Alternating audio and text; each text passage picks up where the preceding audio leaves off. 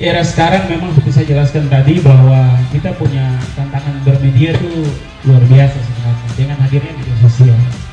Kenapa Cepos bisa bertahan? Bagaimana caranya supaya berita itu tetap menarik? Ya, kita harus cari berita yang akurat, berita yang terbaru, berita yang punya nilai berita lebih utama. Seperti tadi, jangan sampai kegiatan atau kejadian yang besar terjadi di Kota Jayapura karena kita konsennya lebih ke tanah Papua. Berita nasional ada juga tapi presentasinya lebih sedikit karena kita tahu orang sudah bisa nonton di TV, sudah bisa lihat di media sosial dan berita nasional. Tapi berita di tanah Papua, setiap isu, setiap informasi, setiap kejadian itu jangan sampai itu terlewat. Bahkan kita sudah merencanakan terlebih dulu untuk membuat liputan yang menarik, liputan yang lebih mendalam, yang lebih akurat. Nah, media sosial kadang dia melempar isu saja, kadang dia mengambil informasinya cuma sepotong-sepotong. Tapi kalau mau dapat yang lebih akurat dan lebih mendalam itu kita jamin bisa dapat di Cendrawasih Pos. Itu yang menjadi andalan kita. Misalnya besok sudah beredar undangan untuk demo misalnya. Kita sudah siapkan wartawan di mana-mana untuk pantau, dengarkan demo kira-kira masa dari mana ke mana. Kita cari koordinatornya, kita wawancara, polisi kita wawancara, pengamanan di mana saja dan seterusnya gitu. Sehingga ketika masyarakat dia memilih untuk mendapat informasi yang lebih akurat, mungkin dia bisa baca di koran atau di media sosial kita atau di media online kita, begitu. Jadi informasi, misalnya peresmian kantor gubernur hari ini headline kita untuk itu terkait dengan foto utama kita ya terkait itu peresmian kantor gubernur. Kita sudah rencanakan misalnya profil dari gedung-gedung yang mau diresmikan itu apa. Itu kita sudah buat perencanaan sehingga besok setelah peresmian kita sudah tahu MRP itu ada 12 lantai, isinya apa saja.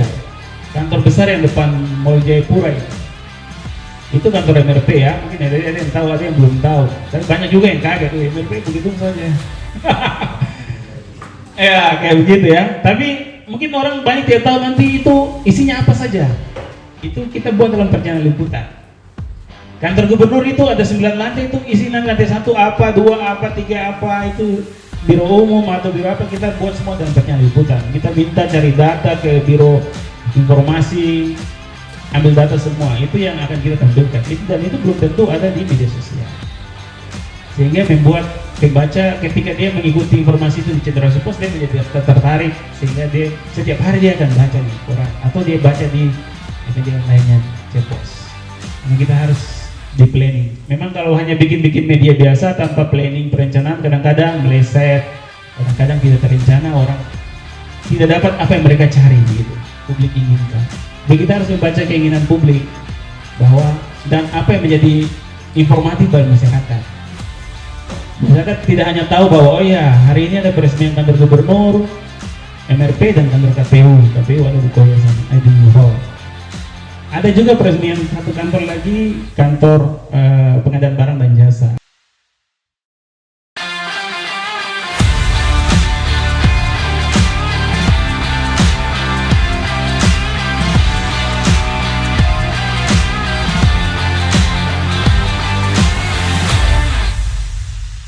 Ini stok berapa lama? Ini masih 5 bulan ke depan, masih aman.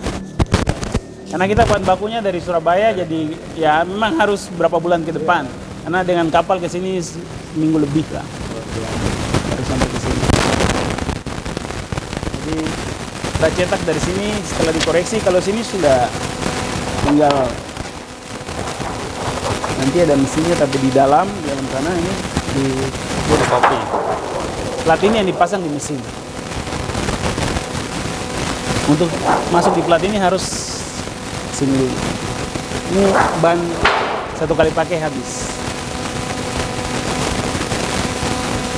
Baik warna maupun hitam putih sudah diatur sedemikian rupa. Jadi nanti di mesin itu nanti diatur mana yang cetakan warna, mana yang hitam putih. Ini tinta-tinta ini di sini. Ember-ember ini isinya tinta. Kita cetak mulai jam berapa? Jam 12. Jam 12 malam sudah cetak. Ada 3 sesi ya. Ya. Nah, kita sesi pertama itu halaman Metro Jayapura ada 1. Kalau kita koran kita bisa lepas aja di 3 bagian. Cetak pertama, cetak kedua, cetak ketiga. Gitu. Cetak itu ya. Jadi biasanya cetak pertama ada kontrol kualitas dulu. Lihat sudah sampai cetak yang paling bagus itu yang nanti dibiarkan. Proses di sini ya akan waktu. Kalau di sana mesinnya dia cetak, dia potong, dia hitung sekali. Tinggal kita kontrol. Memang tidak bisa kita gerakan karena dia butuhkan daya yang besar. Biasa malam ya. Harus pemanasannya dulu dipanaskan baru bisa. Di Papua hanya tinggal kita saja punya mesin itu.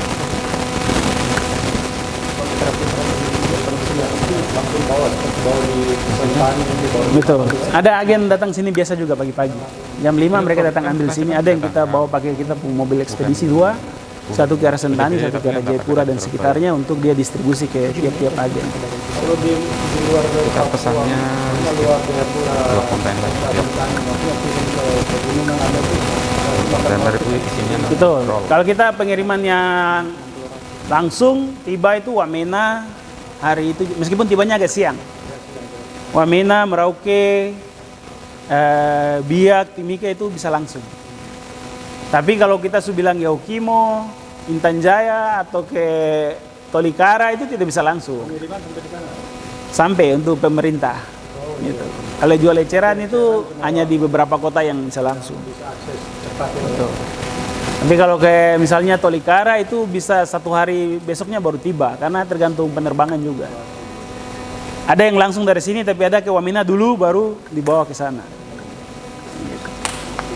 Sehingga ada yang tidak langsung. Misalnya ke Waropen itu harus Biak dulu baru ikut kapal ke Waropen. Proses langsung tidak ini dari Iya. Oke, mungkin sudah dapat informasi ya. Kita lihat mesin di sebelah.